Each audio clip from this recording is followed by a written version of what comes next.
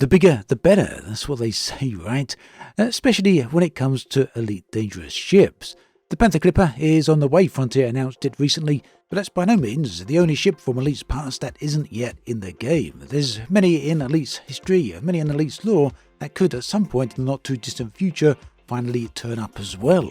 These include the likes of the Puma Clipper, the Boa, the Lion Transport, among numerous others. Before we get to that though, let's take a look at something else. I'm especially interested in the subject of size, as you may have guessed when I opened this video. Now, Elite Dangerous does have some pretty large ships. We got the Type 9, the Type 10, the Anaconda, and a few others as well.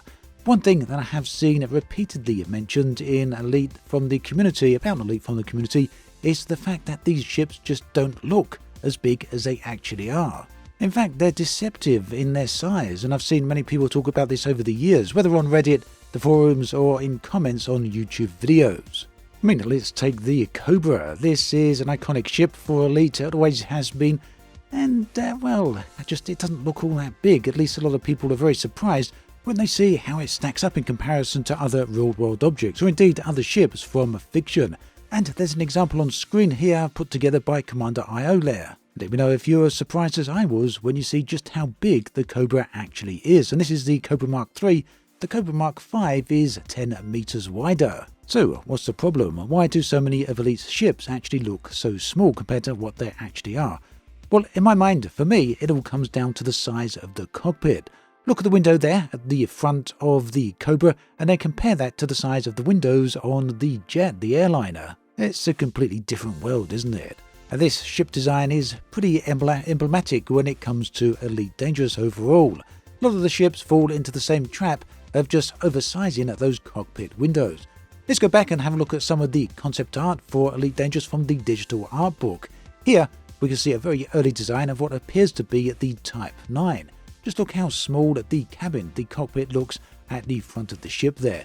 And this really does convey the sense of scale, the sheer size of this actual ship. Little small cabin there and an absolutely vast, massive ship. The Federal Dropship suffers from the same problem. We can see on the concept art here, the cockpit window down at the front is relatively small, and then on the final version that made it into the game, the cockpit is significantly larger. And all of this really does go a huge way to undermining the scale and size of those ships. So, why am I bringing this all up? Well, it's not to pick, it's not to complain, it's actually to point out how Frontier are moving away from that design philosophy and they're actually correcting their past mistakes. Here is a concept art design of the Panther Clipper LX. It didn't make it into the game, but look at the front there, you can see it's got a fairly small cockpit. If we take a look at the Panther Clipper that Frontier revealed last week, we can see that this too has also gone for a different design philosophy. Much like the original Panther Clipper from Frontier Elite 2, we can see has got a long window along the front there.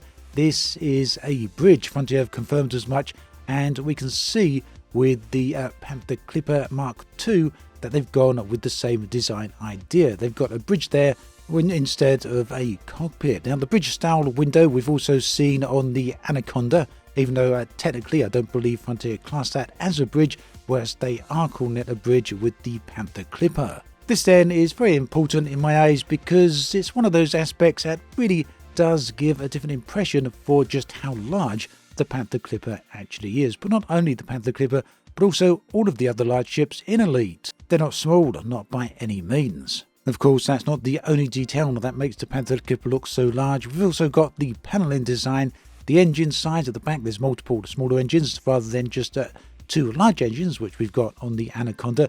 Again, something that makes the Anaconda look a little bit small, at least to me. And the whole infrastructure around the engines as well. All of this really adds together to convey the size of this truly impressive ship.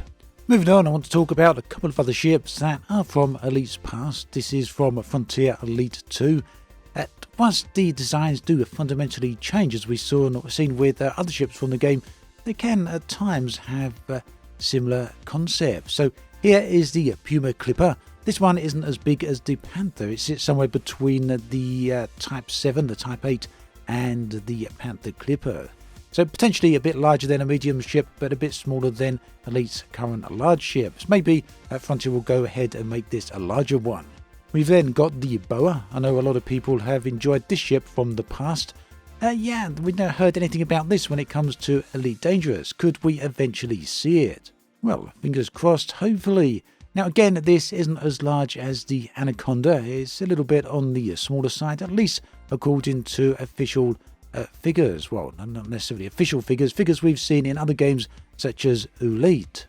And just for reference, here is the Panther Clipper from Frontier Elite 2.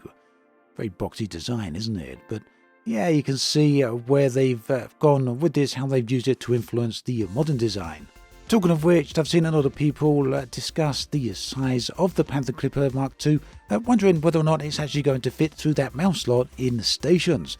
Well, that question has been answered for us already by David Braben himself. Over on X, the one who retweets your retweet posted, "The big question is, will it fit through the mouse slot?"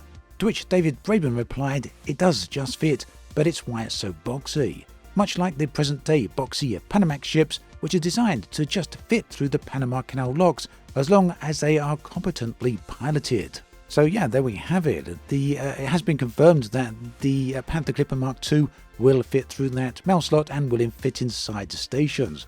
But it looks like it's going to be a bit of a snug fit.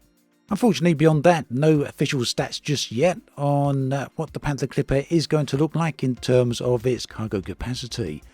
But Frontier Elite 2, just out of interest, did have 2,100 tons of cargo capacity. Somehow, I don't think Elite Dangerous is going to go quite to that degree. But you know what? You never really know, do you? At any rate, that brings us to the end of this video. Thanks for watching it all the way through. There's another one on the screen right here if you want to check it out. Do take care, and I'll catch you next time.